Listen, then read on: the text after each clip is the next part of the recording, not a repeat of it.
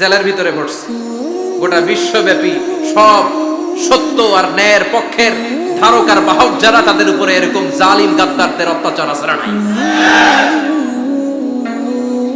মিশরের মধ্যে নতুন আন্দোলন তৈরি হয়ে যায়, সবার মুখে এক কথা, সৃষ্টি যার, আইন চলবে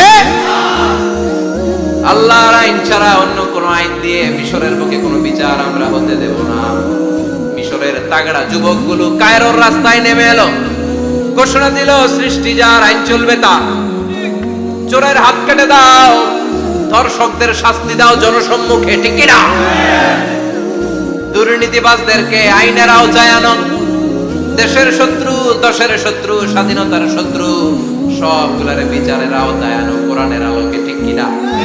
সংগ্রাম, বিক্ষোভে ফেটে পড়লো পুরো মিশর। এই বিক্ষোভে টালমাটাল সরকার। জামাল আব্দুল নাসের কোন উপায় অন্তর না পেয়ে এই তাফসীর কারক, এই মুফাসসিরে কোরআনকে জেলের ভিতরে পড়ছে। গোটা বিশ্বব্যাপী সব সত্য আর ন্যায়ের পক্ষের ধারক আর বাহক যারা, তাদের উপরে এরকম জালিম গাদ্দারদের অত্যাচার আছড়া নাই। তাকে ফাঁসির কাস্টে ঝুলানো হবে। আদালত থেকে রায় দেয়া হয়েছে, মিশরের যুবকদেরকে এরকম আন্দোলনে ঠেলে দেওয়ার কারণে ডেথ পেনাল্টি, ফাঁসির রায় হলো। সাইয়েদ কুতুব শহীদের ফাঁসির দিন ঘনিয়ে আসে।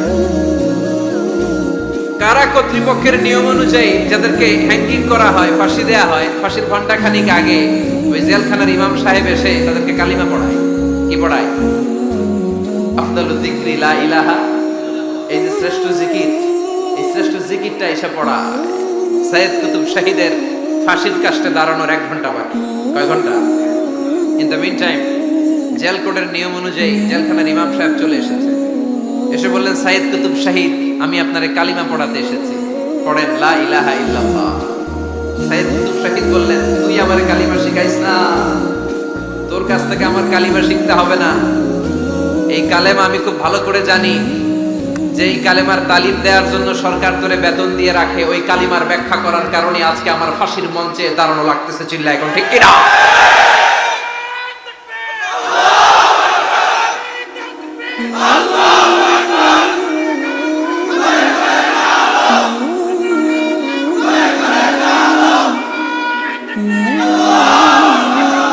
একই কালেমার তালিম তুমি দাও, তোমার টাকার বান্ডিল দেয়, আর ওই কালেমার এক্সপ্লেনেশন, ব্যাখ্যা আমি সমাজে দিয়েছি, তাই আমারে ফাঁসি দেয়। তার মানে তোর কালেমা আমার কালেমা দুইটা আলাদা কালেমা, তোর কালেমা আমার কালেমা এক কালেমা না। চিল্লা এখন, ঠিক কিনা? তার মানে কালেমায় আর কালেমায় পার্থক্য আছে না নাই? ইমানে ইমানে পার্থক্য আছে না নাই? যে ইমানে প্রয়োজনে জ্বলে ওঠে না, যে ইমান সত্য ন্যায়ের কথা বলে না, যে ইমানে প্রয়োজনে জ্বলে ওঠে না, যে ইমান সত্য ন্যায়ের কথা বলে না, যে ইমান বাস্তবে নাই, যে ইমান অন্তরে নাই, মুখে শুধু পাকা বলি, কি করে তারে বলো ইমানে বলি, কি করে তারে বলো ইমানে বলি, কি করে তারে বলো ইমানে বলি, ঠিক কিনা? যে ইমান দিন কায়েমের আন্দোলনের ধার ধারে না, যে ইমান লেবাসধারী কোরআন হাদিস তাও পড়ে না, যে ইমান খাজার নামে মাজার গড়ে ফুলুস কামায়, যে ইমান শিরকিয়াতের আমল করে ভীত না হয়, যে ইমান ইমানে ভুলে নাস্তিকতার মঞ্চে ওঠে, যে ইমান বাতিল মাতের দোসরে হয়ে ফায়দা লুটে, যে ইমান শুধুই কেবল খায় দায় আনন্দ করে, যে ইমান দেখে না যে আরাকানে ভাইরা মরে, যে ইমান বাস্তবে নাই, যে ইমান ময়দানে নাই, মুখে শুধু ফাঁকা বলি, কি করে তারে বলো ইমানে বলি, কি করে তারে বলো ইমানে বলি, কি করে তারে বলো ইমানে বলি। চিল্লায় বলেন, ঠিক কিনা? ইমানে ইমানে পার্থক্য আছে না নাই? কালেমায় কালেমায় পার্থক্য আছে না নাই? এটা হচ্ছে শ্রেষ্ঠ কালিমা, এটা বিপ্লবী কালেমা, এটা সংগ্রামী কালেমা। এই কালেমার পক্ষে যারা, তারা সত্য আর ন্যায়ের পক্ষে চিল্লায় বলেন ঠিক কিনা। এই কালেমাকে যারা মেনে নিয়েছে তারা এক আল্লাহর কাছে মাথা নত করেছে, পৃথিবীর কারো কাছে তারা মাথা নত করে না। এই কালেমার পক্ষে যারা, তাদের স্বপ্ন যে কালেমার পতাকা এই দেশে উড়বে, চিল্লায় বলেন ঠিক কিনা। কোন একদিন এ দেশের আকাশে কালিমার পতাকা উড়বে, সেদিন সবাই খোদাই বিধান পে দুঃখ বেদনা ভুলবে। কোন একদিন এ দেশের আকাশে কালিমার পতাকা উড়বে, সেদিন সবাই খোদাই বিধান পে দুঃখ বেদনা ভুলবে। চিৎকার করে বলেন ঠিক কিনা। এই স্বপ্ন প্রতিটা মুমিনের অন্তরে থাকার দরকার আছে না নাই? ইসলাম বিজয়ী শক্তির মসনদে বসুক, এটা যে সহ্য করতে পারে না, অন্তর থেকে যে এটা চায় না, ও মুমিন নয়, ও মুনাফিক। চিল্লায় বলেন ঠিক কিনা। এজন্য বিশ্বনবী বললেন আফদালুয যিকরি লা ইলাহা ইল্লাল্লাহ। জিকিরের জগতে সব চাইতে শ্রেষ্ঠ জিকির হলো লা ইলাহা। এজন্য সব সময় চমৎকার শ্রেষ্ঠতম জিকিরটা দিয়ে জিহ্বাটারে ভিজায় রাখার দরকার আছে না নাই? Every night and every day, every night and every day, never forget to say la ilaha illallah.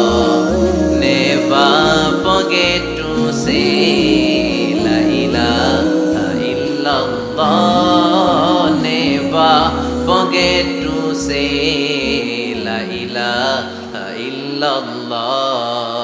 When you're walking down the street, use your time and repeat and say in every heartbeat la ilaha illallah. And say in every heartbeat la ilaha illallah.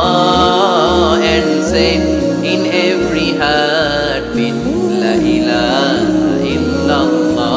সবাই পড়েন every night and every day, every night and every day, never forget to say la ilaha illallah.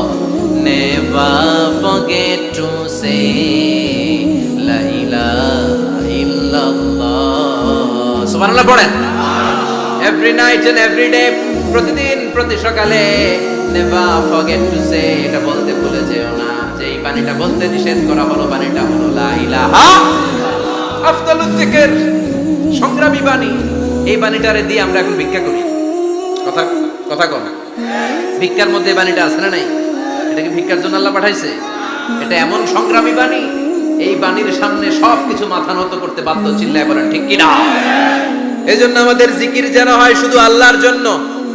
তাহলে বুঝলাম শ্রেষ্ঠতম জিকির হলো লা ইলাহা ইল্লাল্লাহ। আবার বিশ্বনবী বললেন আহাব্বুল কালামি ইলাল্লাহি আরবাআ, আল্লাহর কাছে চারটা কথা সবচেয়ে প্রিয়। চিল্লায় বলেন কয়টা? লা ইয়াদুররুকা বিআইয়িহিন্না বাদাতা, কোনটা দিয়ে শুরু করবা এটাতে সমস্যা নেই, আগে পিছে যেমনে মন চায় পড়ো। চারটা কি? একটা হচ্ছে সুবহানাল্লাহ, আরেকটা হচ্ছে আলহামদুলিল্লাহ, আরেকটা হচ্ছে লা ইলাহা ইল্লাল্লাহ, আরেকটা হচ্ছে আল্লাহু আকবার। এই চারটার চেয়ে শ্রেষ্ঠ জিকির আর নাই। কথা বলেন, এটা এই চারটার ভিতরে ইল্লাল্লাহ আছে? কথা বলেন। এজন্য জিকিরকে আমরা খণ্ডিত করব না। ঠিক যেমন যেমন সহিহ সুন্নাহ এসেছে তেমন তেমন জিকির করলে আপনার কলিজাটারে ঠান্ডা করে দিবে কে? ইল্লাল্লাহর ব্যাখ্যা থাকতে পারে, অনেকে ব্যাখ্যা করে যে এটার মধ্যে লা ইলাহা আছে, এটাকে গোপন রাখা হয়েছে, আমরা ইল্লাল্লাহ পড়ি না, ওটার দরকার নাই। বিশ্বনবী এবং সাহাবারা যেই পন্থায় জিকির করেছেন, যেই পন্থায় জিকির শিখিয়েছেন, ওইটার ভিতরে বরকত বেশি না কম? কথা বলেন বেশি না কম? এজন্য বিশ্বনবী বললেন আল্লাহর কাছে প্রিয় কথা চারটা। একটা হলো সুবহানাল্লাহ, দ্বিতীয়টা হলো আলহামদুলিল্লাহ, তৃতীয়টা হলো লা ইলাহা ইল্লাল্লাহ, চতুর্থটা হলো আল্লাহু আকবার। সুবহানাল্লাহ, আমার সাথে সাথে আওয়াজ করে পড়েন সুবহানাল্লাহ। আলহামদুলিল্লাহ, লা ইলাহা ইল্লাল্লাহ, আল্লাহু আকবার, সুবহানাল্লাহ, আলহামদুলিল্লাহ, লা ইলাহা ইল্লাল্লাহ। আওয়াজ করে পড়েন আল্লাহু আকবার। মনে থাকবে জিকিরের ওয়াজ শেষ, এগুলোর চেয়ে শ্রেষ্ঠ জিকির নাই। সবচেয়ে শ্রেষ্ঠ জিকির লা ইলাহা, শ্রেষ্ঠ জিকির লা ইলাহা ইল্লাল্লাহ, সবচেয়ে শ্রেষ্ঠ কালিমা আল্লাহর কাছে এই চারটা। একটু খেয়াল করে দেখেন, এই প্রতিটা জিকিরের মধ্যে আমার আল্লাহর নাম আছে না নাই? সুবহানাল্লাহ আছে না? আলহামদুলিল্লাহ, লা ইলাহা ইল্লাল্লাহ, আল্লাহু আকবার। আল্লাহ ছাড়া আল্লাহর নাম থাকবে না যেই শব্দের মধ্যে ওই সমস্ত নাম আর হুই হুই হুই হুই এগুলো দিয়ে কোনো জিকির করা যাবে। আবার আব্দুল্লাহ ইবনে আমর ইবনুল আস বর্ণনা করেন, বিশ্বনবী যখন জিকির গুলো করতেন, আমি বিশ্বনবীকে দেখেছি বিশ্বনবীর আঙ্গুলের কড়ায় জিকির গুনতেন। সুবহানাল্লাহ পড়েন। দেখতেছেন আমার হাত দেখা যায়? দেখা যায়, দেখা যায়।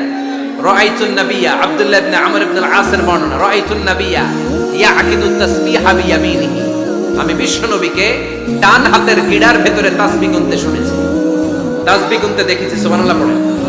এখন আমরা লম্বা তাসবিহ ছড়া নেই না, এটা জায়েজ, কিন্তু শ্রেষ্ঠ হচ্ছে হাতের গিড়ায় গোনা। এই প্রতিটা গিড়া in the day of judgement আপনার পক্ষে সাক্ষী দিবে। মনে থাকবে কিভাবে গুনবেন? বাঁ হাতে না ডান হাতে? ডান হাত উঁচু করেন সবাই, এইভাবে। নামাজ শেষ, আল্লাহু আকবার পড়ে 3 বার ইস্তিগফার পড়ে গনা শুরু, এইভাবে সুবহানাল্লাহ। ঠিক আছে? এরপর আলহামদুলিল্লাহ, এরপর আল্লাহু আকবার। সবাই রাজি তো? সবাই রাজি? আল্লাহ তুমি কবুল করো। আর জোরে পড়েন আমিন। তাহলে আমরা তাওবার পদ্ধতি জানলাম, কেন আমরা ইস্তিগফার পড়বো জানলাম, এরপরে জিকিরের খুঁটিনাটি জানলাম। এবার কেমন করে আল্লাহর কাছে দোয়া করবো এটাও জানার দরকার আছে না নাই? বিশ্বনবী বললেন, দোয়া মুখুল ইবাদা, দোয়া হলো ইবাদতের নির্যাস। যে দোয়া করে না সে কিছুই করে না। তিরমিজির আরেক বর্ণনায় বিশ্বনবী বললেন, আদ-দুআ ওয়াল ইবাদা, দোয়াটাই হলো ইবাদত, দোয়াটাই ইবাদত। ধরেন আমি দোয়া করা শুরু করলাম, এটাই ইবাদত। নামাজ যেমনি ইবাদত, জিকির যেমনি ইবাদত, হজ করা যেমনি ইবাদত, দোয়া করাটাও। এজন্য প্রতি নামাজের শুরুতে দোয়া আছে না নাই?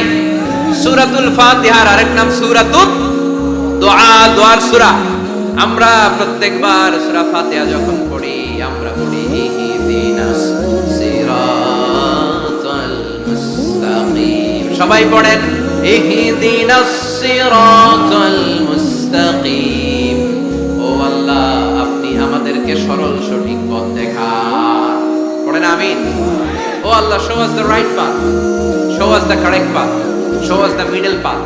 আল্লাহ মধ্যম পন্থা দেখান, মাঝামাঝি রাস্তাটা দেখান, সিরাতুল মুস্তাকিম দেখান। আমাদেরকে রাস্তা দেখায় কে? কথা বলেন না। আমরা যদি পথ ভুলে যাই, পথ দেখায় দেয় কে?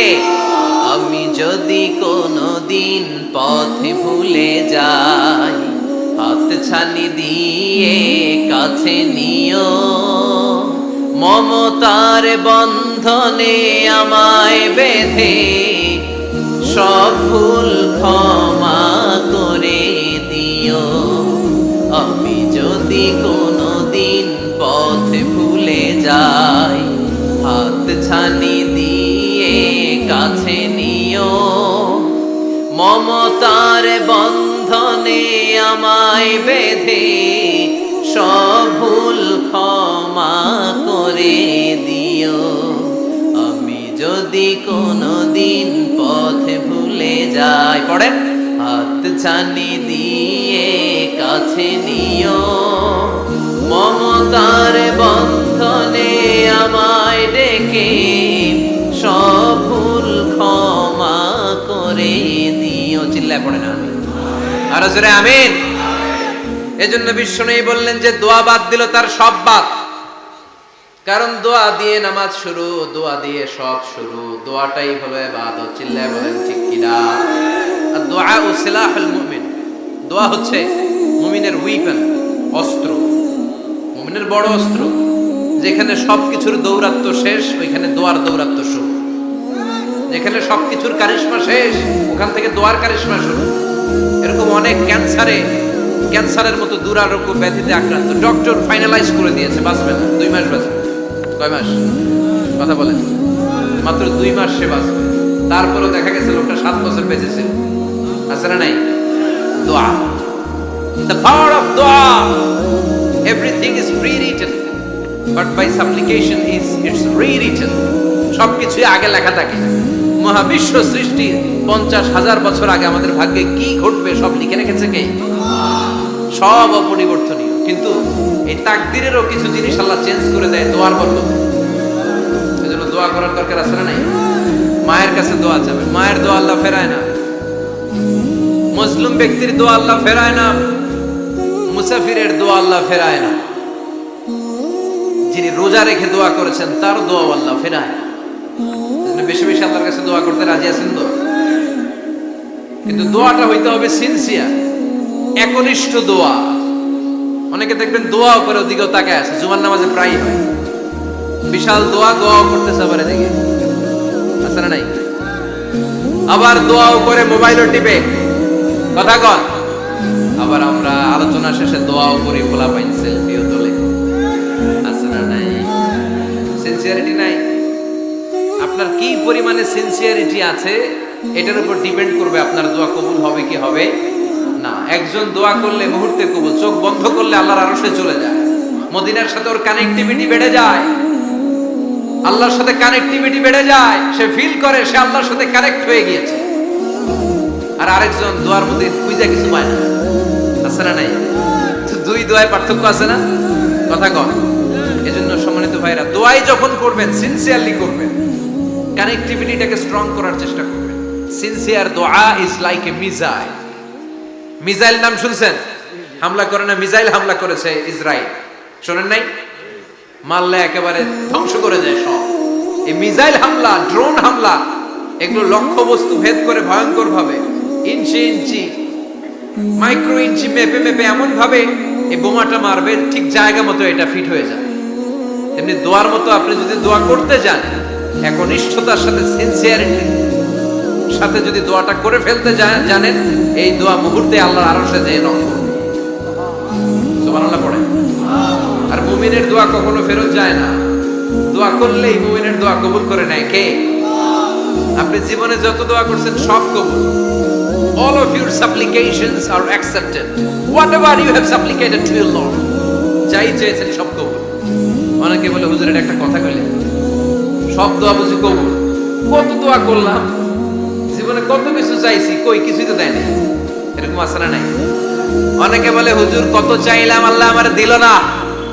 5টা আল্লাহ মেয়ে দিয়েছে, একটা ছেলের জন্য কাবাগর ধরেও দোয়া করে আসছি, হাজরে আসওয়াদ ধরে দোয়া করে আসছি, মুলতাসামে দোয়া করে আসছি, আরাফাতের ময়দানে দোয়া করছি, কই আল্লাহ দিল না। আর আপনি ওয়াজে যত দোয়া করছেন সব কবুল করে নিছে কে? কন্ট্রাডিক্ট হয়ে গেল না? আমি বললাম সব দোয়া কবুল, আর আপনারা কইতেছেন কই কত কিছু তো পাই নাই। আল্লাহর দোয়া কবুল করার 3টা পদ্ধতি আছে। কয়টা? আপনাদের জিমানি আসছে? কথা শুনতেছেন তো? 3টা পদ্ধতিতে তিনি দোয়া কবুল করেন। চিল্লায় বলেন কয়টা? আপনি দোয়া করা মাত্রই আল্লাহ এই দোয়াটা অ্যাকসেপ্ট করে নেয়। আল্লাহ বলে accepted, rejected he never shed your সাপ্লিকেশন is rejected. তোমার দোয়া রিজেক্ট করে দিলাম, এটা আল্লাহ কখনো বলে? সুবহানাল্লাহ পড়বেন না? দোয়া করা মাত্রই কবুল করে কে? তবে 3টা পদ্ধতিতে করে। চিল্লায় বলেন তো কয়টা? যখনই যা চাইবেন আল্লাহ বলে দেব দেব দেব, দেব না কখনো বলে না। 3 পদ্ধতিতে কবুল হয়। পদ্ধতি নাম্বার 1, কোন বিষয় আল্লাহর কাছে চাইলেন, দোয়া করলেন, আল্লাহ বলেন দেব দেব বলেই তিনি দিয়ে দেন, ফলে আপনি পেয়ে যান, আপনি খুশি। সুবহানাল্লাহ পড়েন। পদ্ধতি নাম্বার 2, আপনি আল্লাহর কাছে কিছু চাইলেন, আল্লাহ তখনও বলে বান্দা তোরে দেব, রিজেক্ট করে দিলাম এটা বলে না, দেব তবে এখন না, লেটার অন, একটু দেরি করে, পরে দেব, কখন দিলে আমার জন্য ভালো, আমার চেয়েও ভালো জানে কে? তাহলে মাঝে মাঝে সাথে সাথে দেয়, মাঝে মাঝে দেরি করে দেয়। পদ্ধতি নাম্বার 3, আল্লাহর কাছে দোয়া করলেন, আল্লাহর কাছে কায় মনোবাক্যে চাইলেন, তখনও আল্লাহ বলে বান্দা আমি দেব, তুই নিরাশ হইস না, তবে এখন দেব না, দেরি যেদিন বিপদে পড়ে যাবি ওই দিন দেব। যেদিন পিতা সন্তানরে চিনে না, সন্তান পিতারে চিনবে না, পীর সাহেব মুরিদরে চিনবে না, মুরিদ পীর সাহেবরে চিনবে না, মুসল্লি ইমাম সাহেব চিনবে না, ইমাম মুসল্লি চিনবে না, নেতা কর্মী চিনবে না, কর্মী নেতারে চিনবে না। চিল্লা এখন ঠিক কিনা? কেউ কাউরে চিনবে না, কেউ কাউর কোনো উপকার আসতে পারবে না। ওই কঠিন দিনে তোরে আমি দেব রে গোলাম। তাহলে এই যে এতগুলো দোয়া ছোটবেলা থেকে আনটিল টুনাইট, এই রাত পর্যন্ত যে দোয়াগুলো আপনার কাছে করছেন, লস হয়েছে? চিল্লায় বলেন, লস হয়েছে না লাভ? লস না লাভ?